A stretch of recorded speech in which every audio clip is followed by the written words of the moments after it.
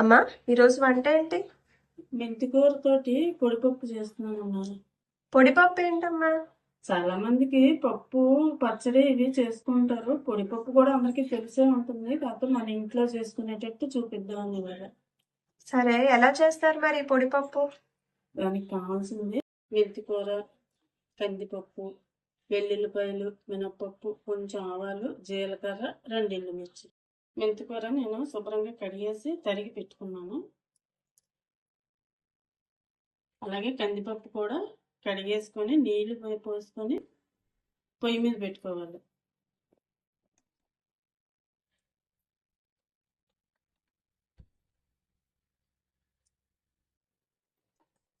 దీన్ని మనం దగ్గరుండి ఉడికించుకునేటట్టు అయితే హైలో పెట్టేసుకుని ఉడికించుకోవచ్చు. మనం సిమ్లో పెట్టుకొని వేరే పని చేసుకున్నాం అంటే సిమ్లో పెట్టుకొని బాగా ముద్ద అయిపోకుండా దగ్గరుండి చూసుకోవాలి. ఇలా ఉడుకుతుంది కదా, ఇలా నొక్కి చూస్తే ఇలా పలుకు విడుతుంది. విడినప్పుడు మనం ఈ మెంతికూర ఉంది కదా, ఈ మెంతికూర ఇందులో వేసేసుకోవాలి.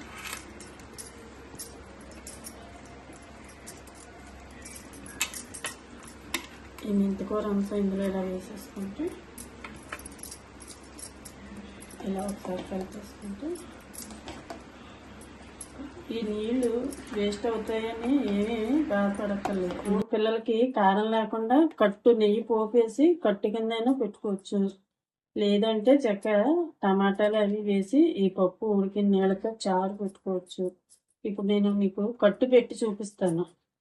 ఆ కట్టు పెడితే ఆ కట్టు కూడా చాలా మంచిది, చాలా రుచిగా ఉంటుంది.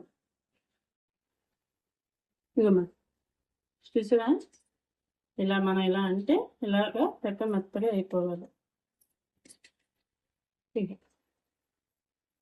ఇలా అయిపోయిన తర్వాత నీళ్ళని మనం శుభ్రంగా వాష్ చేసుకొని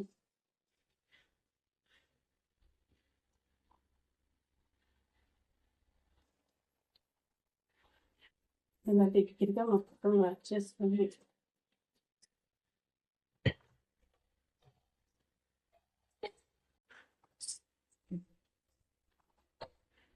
పొయ్యి మీద మూకుడు పెట్టేసుకుని మెంతికూర పప్పుకి నేతితో పోపేసుకుంటే చాలా రుచిగా ఉంటుంది.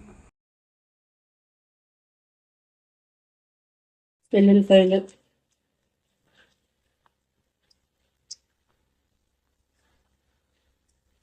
ఉల్లిపాయలు కొంచెం వేగిన తర్వాత ఈ పోపులు. ఈ మెంతికూర వల్ల చాలా ఉపయోగాలు ఉన్నాయమ్మా. గుండె సంబంధించిన వ్యాధులకి, కొలెస్ట్రాల్కి, షుగర్కి, స్కిన్ అలాగే జుట్టు సమస్యలకి బాగా పనిచేస్తుంది.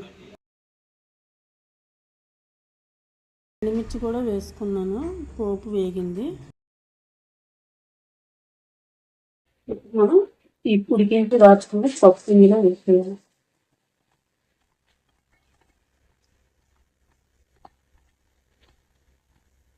ఇప్పుడు ఇందులో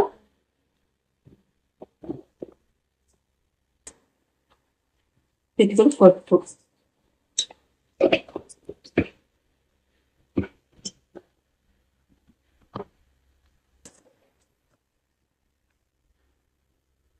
రుచికి తగినంత ఉప్పు,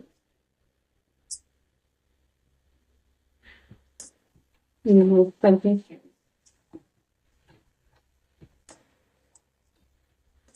వేసుకుని ఒక్క నిమిషం అలాగ పొయ్యి మీద ఉంచితే ఇంకా ఎక్కువగా పలుపు లేకుండా చక్కగా మెత్తగా అయిపోతుంది. పప్పు పొడి పొడిగానే ఉంటుంది, ఎక్కువ పలుపు లేకుండా విడివిడిగా వచ్చేస్తుంది. ఈ లోపు నీకు ఆ నీళ్ళు ఏం చేయాలి చెప్తాను అన్నాను కదా. వేరే పోపులు తీసుకొని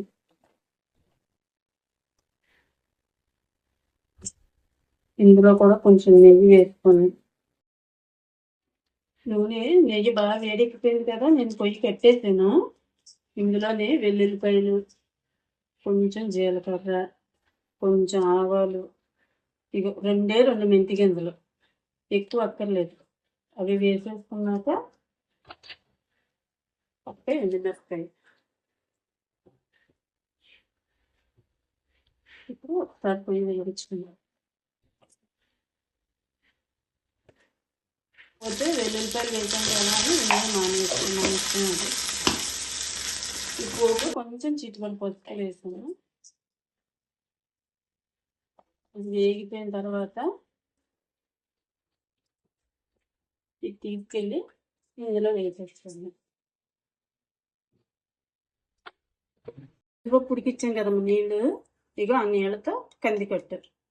ఇది చాలా బాగుంటుంది రుచిగా. పప్పులోనే కలుపుకోవచ్చు, మామూలుగా కలుపుకోవచ్చు. ఇగో మీరు చూసారా ఎంత పొడి పొడిగా వచ్చిందా? దీన్ని ఇంకా స్టవ్ ఆపేసి మనం వేరే దాంట్లోకి మార్చేసుకో. ఇగో మెంతికూర, కందిపప్పు, పొడిపప్పు.